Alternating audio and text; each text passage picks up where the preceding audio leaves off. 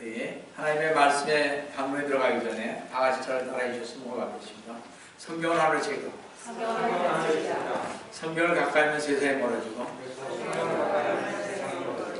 성경을 멀리 하면 세상에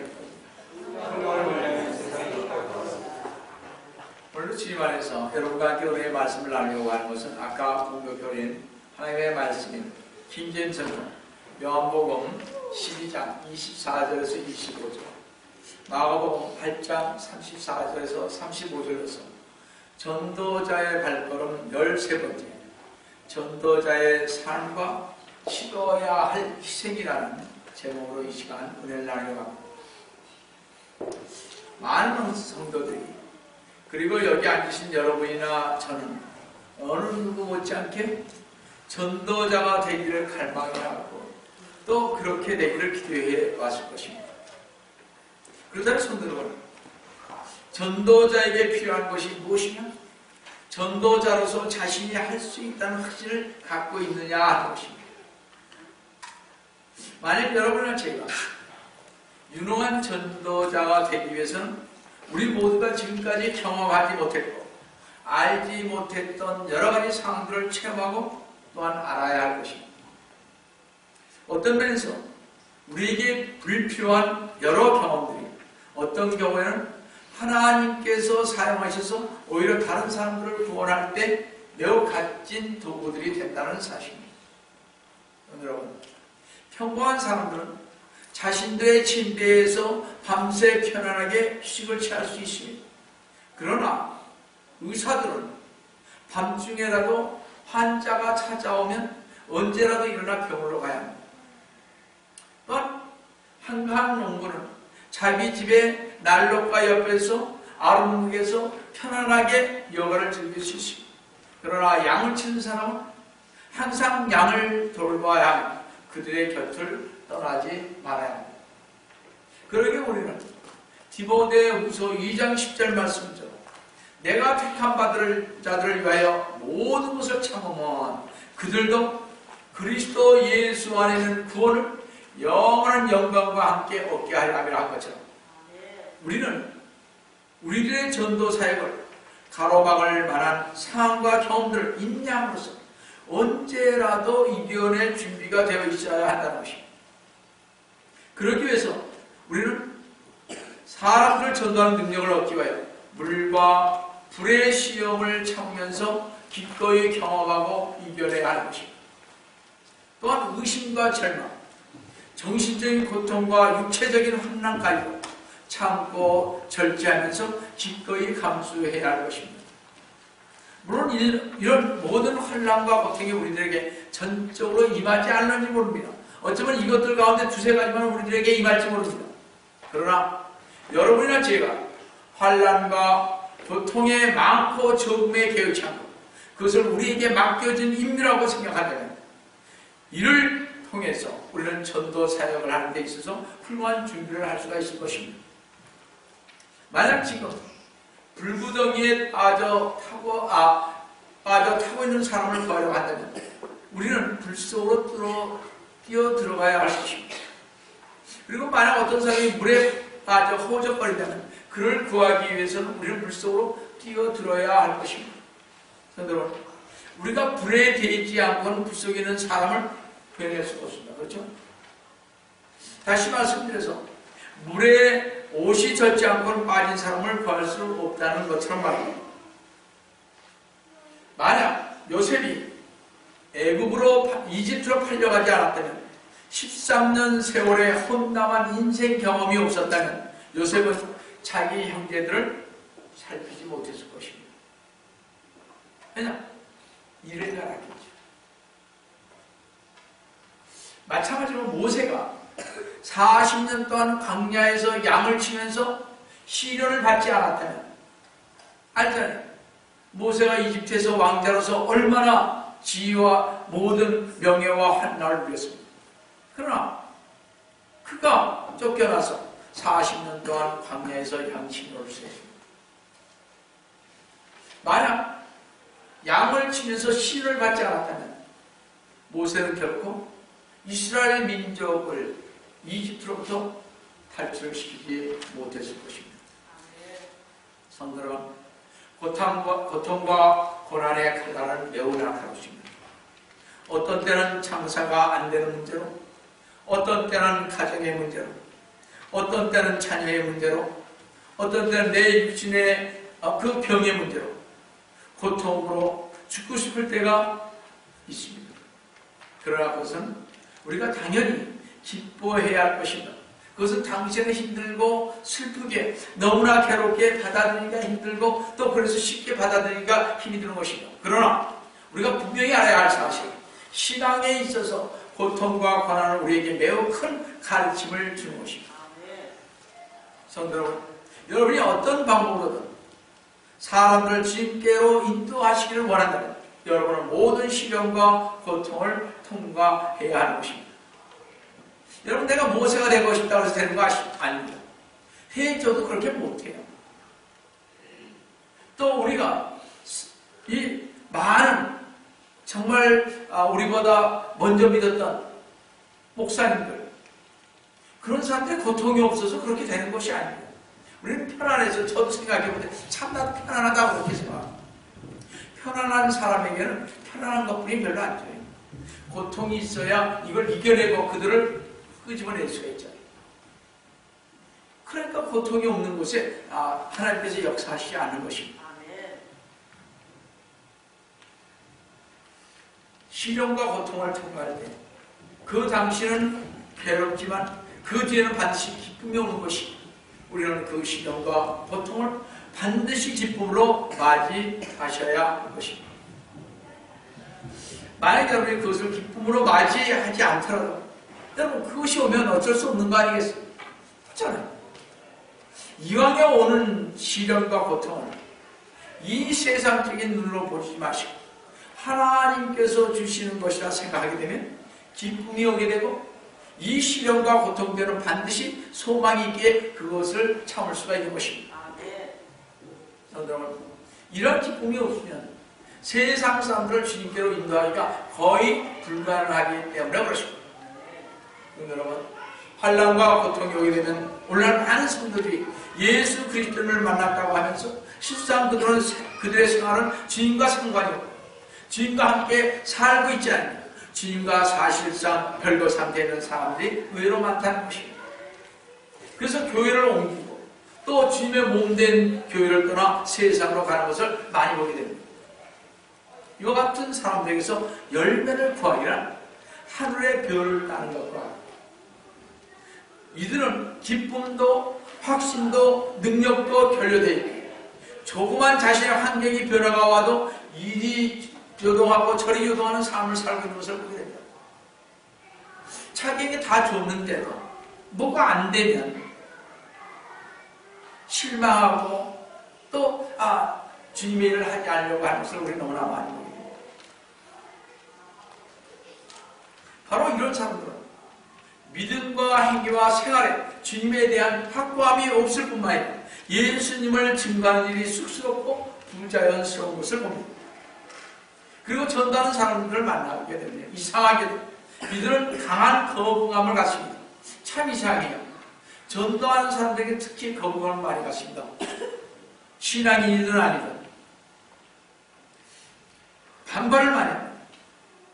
자기들이 언제서부터 믿었다고 자기 자신이나 구원하시지 생활은 잘 살지도 못하는 주제, 이렇게 비판합니다. 제가 전번에 그랬잖아요. 목사가 할 일이 없어서 나옵니다. 전도사가 교회 할 일이 그렇게도 없으니까 나와서 전도하죠. 이렇게 얘기를 한다 이거예요. 그러면서 교회 안에서도 괜히 핍박을 하는 것을 보게 됩니다. 사람을 보아도 그 영혼이 보이지 않게 교회 안에 각종 행사를 좋아하고 즐겨하는 그 모임의 열매는 관심이 없다는 것입니다. 그뿐만 아니라 교회 안에서도 자기와 맞는 사람들을 골라서 사랑의 교제를 하고 죄인 하나가 주님의 교회에 들어왔는데도 돌아온 탕자의 형처럼 전혀 무관심하다는 것입니다. 만납니다. 새로운 교인 한 분이 왔으면 반갑게 맞이하고 그 다음에 전화도 하고 그를 위해 기도하는 것은 전혀 생각지 하지 않고 또 왔다 보자. 또 왔다 또 가겠지. 우리 그러잖아요. 많은 성도들에게 이와 같은 증상이 나타나는 이유는 주님을 만난 후에 주님과 함께하는 삶을 살지 못하고 크고 작은 일에 주님을 의지하는 믿음의 생활이 결여되어 있기 때문에 그렇습니다. 그래서 여전히 옛사람의 모습이 자주 드러나게 되는 것입니다. 우리가 좀 변화되어야 될 텐데 주님 안에서 변화되지 않습니다. 여전히 우리는 옛사람의 모습이 그대로 있습니다. 시기와 질투, 으뜸이 되려 하는 마음, 혈고와 분을 내고 수근수근하고 비방하고 남을 판단하는 일, 미워하고 원수를 맺고 당을 짓고 하는 것을 그치지 않고 있습니다. 그러므로 이러한 사람들의 교회는 영적인 빛을 점점 잃어버리게 되고 육적인 교회가 되며 교회의 건물과 교인 수와 교회의 재정 등 눈에 보이는 것들을 중요시하고 자랑하는 것을 볼 때 어떤 때는 저도 부럽기도 하지만 가슴이 아프기도 한 것입니다. 대개 큰 교회의 붕괴를 가게 되면 우리 교회를 특별히 사랑하시어 이렇게 크게 건물을 짓게 하시고 많은 교인들을 모이게 하시고 교회의 재정을 넘치게 세워주심을 감사합니다는 기도를 종종 듣게 될 때가 많이 있습니다. 물론 하나님께서 역사하셔서 큰 교회가 된 것도 있습니다. 그러나 이것은 잘못된 기도인 것을 보게 됩니다. 제가 기도 우리 하는 중에 제가 가끔 듣는데요. 이 말은 다른 말씀입니다만 교회 안 나오는 사람들이 우리와 같이 은혜를 받게 해야 된다. 그런 거는 말이 안 되는 것입니다. 교회 안 나오는데 어떻게 같이 은혜를 받게 해야지? 그런 기도는 앞으로 안 했으면 좋겠습니다. 하나님은 그렇게 역사하신 것이 아니에요. 아셨죠? 잘못된 기도들이 우리가 많이 있습니다. 성도는 주님께서 건물을 크게 하신 것이 사랑하심의 증거라면 주님께서 건물의 크기에 따라 편애를 하시는 하나님이십니까? 이것은 마귀의 소유신 것입니다. 주님께서 교인이 많이 모이는 교회는 주님이 사랑하는 교회요 적게 모이면 덜 사랑하는 것입니다. 그렇다면 일꾼을 키워놓고 있는데 그 교인들이 주거지를 옮겨 시골에서 도시로 옮김으로 줄어든 시골 교회를 주님께서 사랑하지 않는다는 말이 되는 거 아니겠어요? 성도, 우리는 분명히 알아야 할 것입니다. 교회 건물이 크고 교인 수가 많고 교회 재정이 튼튼한 것을 보고 그 교회만 주님께서 사랑하신다면 그것은 분명히 보이지 않는 하나님의 역사를 축소하는 잘못된 생각이라는 것입니다. 되게 큰 교회는 안으로는 비대하고 밖에서는 신음하는 영혼에 관해서는 아무래도 교인 수에 비례해서 너무나 적다는 것입니다. 여기 큰 교회 다녀보세요. 얼마나 전도 나오는 사람이 있나? 없잖아요. 없어요.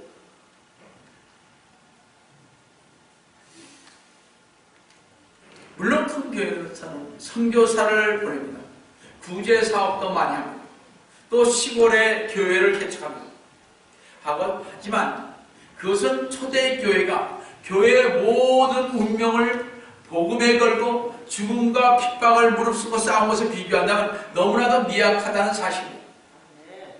사실 선교니 부재 사업이니 교육이니 교회 개척이니 하는 것은 마치 큰 교회에서는 남이 보기 좋게 하기 위해 악세의 사례를 다루는 것에 지나지 않습니다. 그들이 하는 게 얼마나 있는데 돈이 남아서 엄청나게 쓰는데 그거 좀 해주는 거 가지고 그거 생성내는 것은 별로 좋은 것은 아닌 것입니다. 마치 자신들의 교회만이 선교를 하고 전도를 하고 구제 사업을 하고 2세 교육을 잘한다고 신문에 내고 방송 광고를 하고 많은 사람들 앞에서 자랑하고 떠드는 것은 주님의 마음을 진정으로 모르는 철부지 행위인 그런 사람들인 것입니다.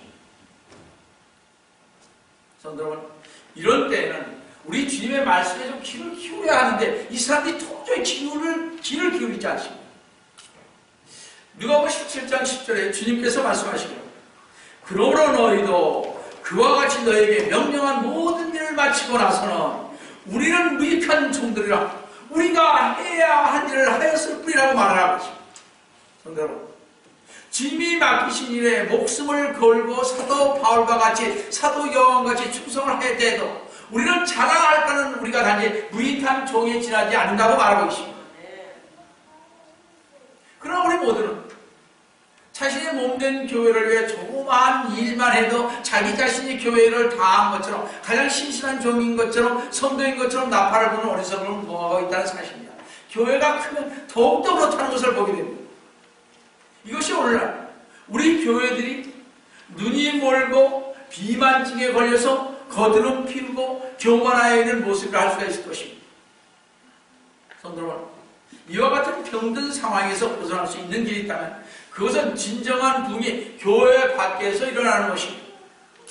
일시적인 체험이나 느낌을 주고 근본적으로 우리의 체질과 생활을 변화시키지 못하는 감정적인 부흥이 아니고 교회 안에서만 눈물을 흘리며 크게 찬양하는 그런 부흥이 아니고 교회 밖에서 변화된 신앙 고백을 큰 소리로 고백할 수 있는 진정으로 전도하며 가는 부흥의 계획이 절실히 요청되는 시대인 것입니다.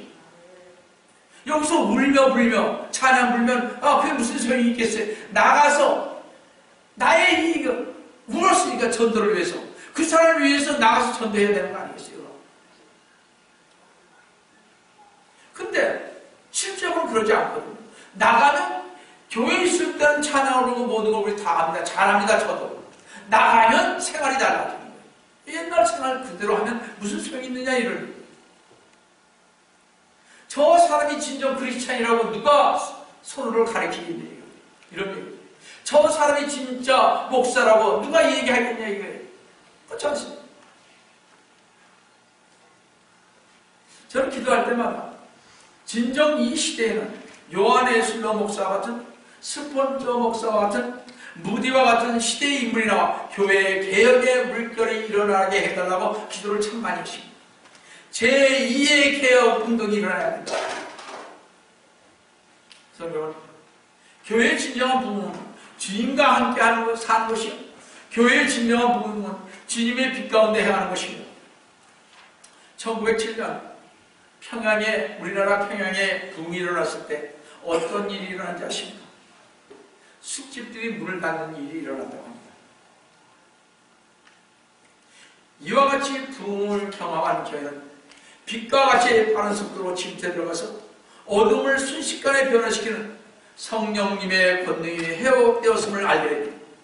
주님이 십자가에서 값을 주고 산 교회의 진정한 모습이 무엇인지를 알게 되는 것입니다. 성도 여러분, 전적으로 하나님의 일을 하는 교회는 세상에 밀려다니고 세상의 눈치를 보고 세상과 타협하고 손을 잡는 교회가 아니라 하나님의 거룩하신 말씀의 빛으로 세상을 책망하며 죄의 길에서 돌이켜 회개하고 주님의 보좌 앞으로 나오게 하는 것, 이것이 교회의 진정한 모습이요 전도자의 삶인 것입니다. 성도 여러분, 잘 들어보시기 바랍니다. 많은 사람이 모이는 것이 살아있는 교회가 아니고요, 많은 불신자를 주님 앞에 나오게 하는 것이 살아있는 교회라는 것입니다.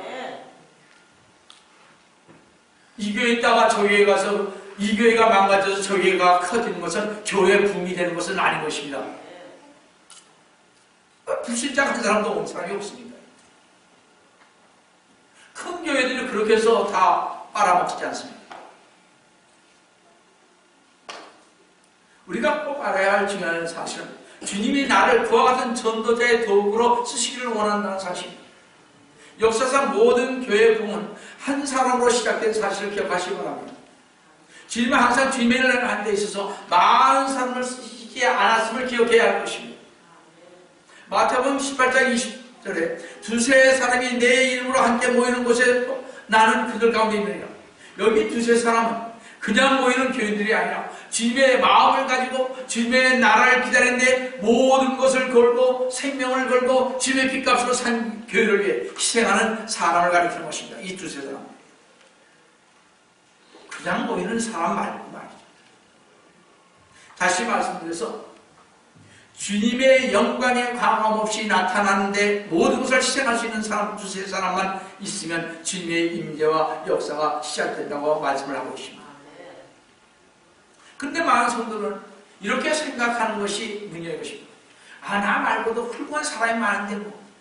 그래서 주님은 나 말고도 더 훌륭한 사람을 쓰시겠지. 저 사람은 나보다 기도도 많이 잘하고, 저 사람은 나보다 성경도 많이 보고, 저 사람은 나보다 더 많이 배우고 부자인데 나 같은 사람을 사용하겠어. 성도 여러분, 이와 같은 생각이 얼마나 악한 생각이며 주님의 사역을 방해하고 있는지를 우리 생각해 보아야 할 것입니다. 성도 여러분, 성경의 모든 말씀은 나로 하여금 순종하기 위한 것이지, 나보다는 장로에게, 나보다는 목사에게만, 나보다는 전도회사에게만 말씀하시는 것이 아니라 내가 내 자신이 하나님 앞에서 1대1로 받아야 하는 말씀인 것입니다. 여러분 꼭 명심하실 것은, 주님은 나를 불렀지 내 앞에서 다른 사람을 부른 것이 아니라는 것을 꼭꼭 명심해야 할 것입니다. 주님은 바로 나에게 말씀하고 계신 것입니다. 그런 걸 바꿔 생각하면 교회의 부흥이 일어나지 않는 것은 바로 나 때문이라는 것을 아는 거죠. 그러니까 제가 항상 그러잖아요. 이 영혼이기 때문에 교회가 부흥이 잘 안 된다. 따라서 여러분 때문에도 부흥이 안 되는 거죠. 그렇지 않습니까? 솔직히 말해서 내가 하나님의 역사를 가로막고 내가 하나님의 교회의 부흥과 영광을 가로막고 있는 거 아니에요. 왜냐? 우리 교인들이 나가서 우리 교회는 이렇더라 말이지. 이 사람은 이렇게 저렇다. 그런 교회 왜 가겠어요? 남의 얘기 순서로 하는데 말이죠. 오늘날 고급 신자들은요 이렇습니다. 고급 신자들이 교회에 너무나 많이 있습니다. 그 고급 신자가 뭔지 아세요? 헌금을 드리고 11전 드려도 자신을 드리지 않은 사람이 고급 신자인 것입니다. 11전도 잘해요. 봉사도 잘하고. 그것은 아닌 것입니다. 교회 봉사를 열심히 드려도 자기의 몸을 드리지 않는다는 것입니다. 입술로는 찬양을 하는데, 말은 잘하는데 자신의 중심은 하나님 앞에 드리지 않습니다. 하나님이 보시면 알잖아요. 주일날 와서 경배를 드리는데 생활 속에서는 드리지 않으며 교회를 떠나면 일상생활은 내 마음대로 세상 사람들처럼 또 산다는 것입니다. 주님의 도움을 기다리는 행복은 어떤 문제가 오면 주님한테 의지하지 않고 자기가 모든 것을 계획하고 주도하고 있다는 것입니다. 제가 가끔 그래요. 교회를 하는 거예요. 그러니까 저도 참 나쁜 사람이죠. 솔직히 얘기하자면 그렇습니다. 우리가 주님 앞에 얼마만큼 기도했냐는 거죠. 문제가 있어서. 내 경험과 내 지식과 옆에 사람의 도움으로 이렇게 하더라 해서 하는 거지. 주님 앞에 매달린 적 여러분 얼마나 계세요? 그러므로 어떻게 우리는 주님을 문 밖에 세워두고 여전히 세상 것을 좋아하며 즐기며 살면서 주여 주여 입술 나는 주님을 찬양하면서 부르면서도 실제적으로 가끔 생각나면 주님을 만나는 친구처럼 격하시키고 멸시하고 불경건한 생활을 하고 있다는 것입니다. 성도 여러분, 오늘도 주님은 우리를 찾고 계십니다. 이 영혼을 찾고 계십니다. 여러분을 찾고 계십니다. 주님의 목표는 항상 나라는 사람이지 다른 사람이 아니라는 것을 잊지 마시기 바랍니다. 왜냐하면 우리가 비록 더럽고 추한 인간이지만 죄인이지만 주님께서 주님의 핏값으로 나를 사셨기 때문에 십자가에 간 만큼 나라는 사람은 귀한 존재라는 것입니다. 저는 굉장히 귀한 사람이 누구 앞에서? 하나님 앞에서. 주님께서 십자가에 돌아가시면서 저를 사셨잖아요. 세상의 많은 사람들 위해서 저를 사셨잖아요. 그래서 성도라는 직임을 주시고 주님의 일을 하게 하셨잖아요. 우리가 얼마나 대단한 사람입니까? 성도 여러분, 주님께서는 자기의 영광과 생명을 버리시고 나같이 가치 없고 지옥에 가게 합당한 죄를 위하여 십자가에서 보혈을 흘리심으로써 그 희생의 대가로 나를 값주고 사셨고 오늘도 부활하셔서 우리를 기다리고 계신다는 것입니다. 그런데 성도 여러분, 나를 통해서 그 값이 나타나지는 않고 옛사람의 모습만 풍기며 여전히 죄 아래서 헛되기는 삶을 살고 있다면 주님의 마음이 얼마나 심하시겠습니까? 성도 여러분, 우리 모두 이제부터는 내 남편, 내 부인, 다른 성도들에게 핑계를 대지 말고 내가 이와 같이 십자가 값을 나타내지 못했음을 솔직히 시인하시고, 내가 변하지 않고는 나의 가정이 변화되지 않고 내가 변하지 않고는 교회도 변하지 않는 사실을 우리는 주님께 고백을 해야 할 것입니다. 모든 잘못된 일은 사실 나 때문이라는 인식을 우리 가져야 할 것입니다. 내 성질이 못돼 있어. 그렇죠? 내가 너무 뒷구녕에 가서 수근수근거려서 교회를 핍박, 수근수근하는 건 교회를 핍박하는 것입니다.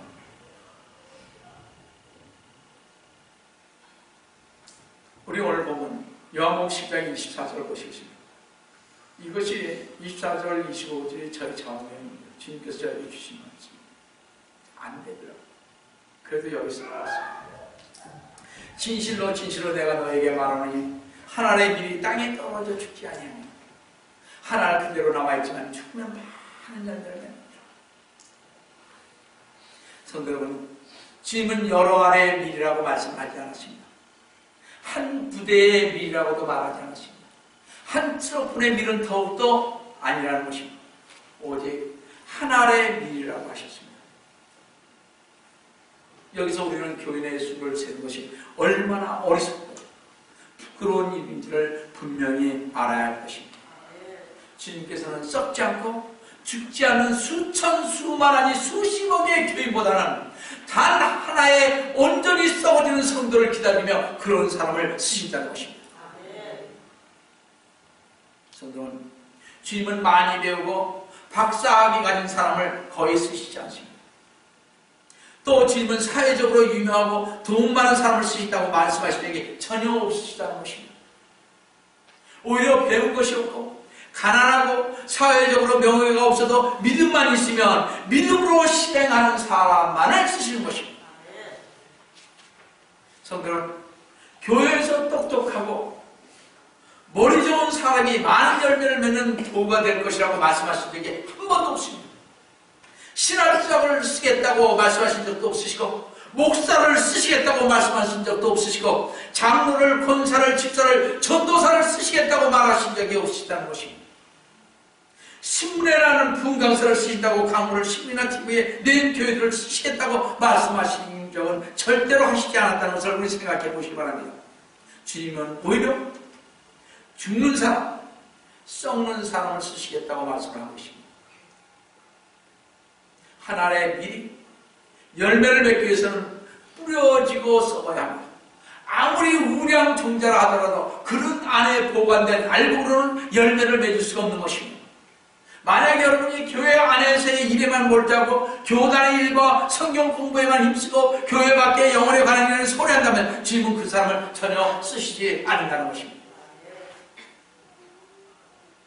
교회에서 자신은 전도하지 않으면서 전도하라는 말만 하는 사람들, 자신이 신앙이 있는 것처럼 행하는 사람들, 자신이 교회에 오래 다녀서 장로가 되고 권사가 되고 집사가 되니 당연히 교회에서 상생에 앉기를 좋아하는 사람들, 박사라는 칭함을 받기를 좋아하는 사람들, 이런 사람들은 주님께서 절대 쓰시지를 않는다는 것입니다.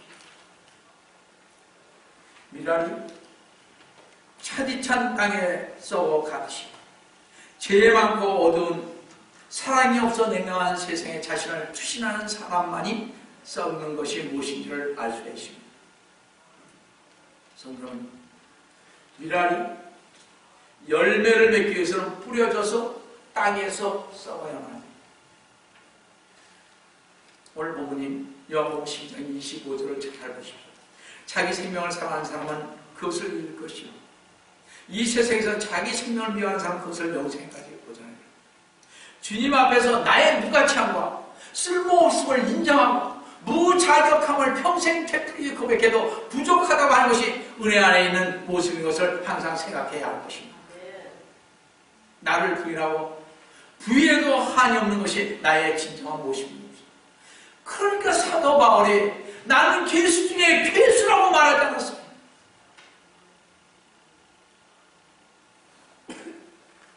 제 가운데 산다는 나의 생명을 미워하고 미워해도 다음이 없는 것이 우리 인생인 것입니다. 다시 말씀드려서 나를 미워하면 주님으로부터 삽니다. 그러나 나를 사랑하면 할수록 세상과 죄 역사에 물들고 내가 누구인지조차도 잊어버리게 됩니다. 많은 사람들이 자신을 사랑하죠. 저 자신 사랑합니다. 그렇기 때문에 주님의 일은 뒷전이죠. 내가 먼저 뭔가 돼야 됩니다. 무엇이 우선인지를 우리가 착각할 때가 너무나 많이 있습니다. 그렇기 때문에 주님으로부터 받은 사랑을 잊고 은혜도 잊어버려서 마침내는 강팍하게 된 마음과 아무리 말씀을 전해도 듣지 못하는 귀와 보아도 보지 못하는 영적인 감각을 상실한 마음으로 돌과 같이 굳은 심령으로 살게 되는 것이 바로 요즘 교인들의 생활인 것을 볼 수 있습니다. 그래서 주님께서는 오늘도 저희들에게 마가복음 8장 34절, 35절에서 이렇게 말씀을 하고 계십니다. 여러분 한번 잘 들어보세요. 누구든지 나를 따라오려거든 자기를 부인하고 자기 십자가를 지고 나를 따라 누구든지 자기의 생명을 구하는 자는 잃을 것입니다. 누구든지 잘 보세요. 나와 복음을 위하여 뭐래? 누구든지 나와 복음을 위하여 자기 생명을 잃으면 구하리라. 성도 여러분, 주 예수 그리스도를 따르는 삶은 주님과 복음을 위하여 목숨을 잃을 때 구원을 받는다는 것입니다. 내가 그것을 하지 않고 나 혼자 살겠다 그러면 주님과 함께 갈 수는 없는 것입니다. 즉 주님을 따르는 삶이란 자기 자신 즉 목숨을 주님과 복음을 위해 드리는 것이라는 것입니다. 많은 교회, 많은 사람들을 교회에 불러줬습니다. 많은 목사들이, 많은 전도사들이, 많은 선교사들이, 또한 장로, 권사, 많은 우리 성도들이 다 쓰임을 받습니다. 봉사를 합니다. 모든 일 말을 합니다.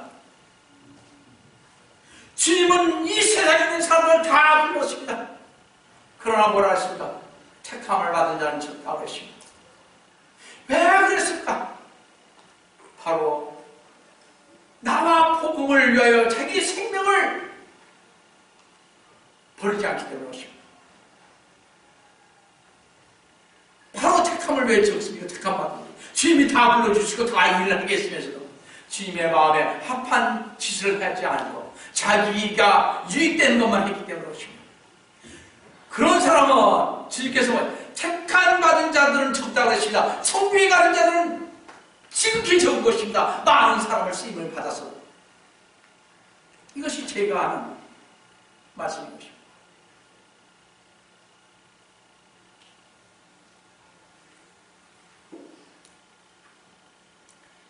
예수 그리스도님으로 구원받은 사람이 자기 목숨을 위해 살면 생명을 잃게 된다는 사실입니다. 생명을 잃다는 것은 여러분들 천국 갈 수 없습니다. 자기 뜻대로 살았습니다. 성도는 지금 이 순간부터 복음을 들을 수 있는 지혜로운 사람이고 주님과 복음을 위해 자신을 드리는 삶을 사시고 속히 오리라 하신 주 예수 그리스도님의 이름으로 축원드립니다. 맛있게 하십시오. 사랑의 하나님 아버지, 주님의 은혜를 진심으로 감사드립니다. 주님, 정말 저희들 하나의 미랄이 썩어지듯이 썩어져야 합니다. 그래야 많은 열매를 맺는 것입니다. 주님, 누구든지 나와 복음을 위하여 자기 생명을 잃으면 구원을 받는다고 하십니다. 주님, 저희들 주님 복음을 위해서, 주님을 위해서, 주님 우리의 생명을 내어줄 수 있는 저희가 될 수 있도록 도와주시옵기를 원합니다. 자기만을 사랑하고 자기 가족만을 사랑하고 자기만을 사랑하는 것은 바로 주님을 사랑하지 않는 것이라 주님은 말씀하셨습니다. 주님, 저희들 정말 주님과 복음만을 위해서 생명을 바칠 수 있는 저희가 될 수 있도록 도와주시기를 원합니다. 주님께서 저희와 함께해 주심을 감사하고 주의 이름 받도록 하나님 기도드립니다.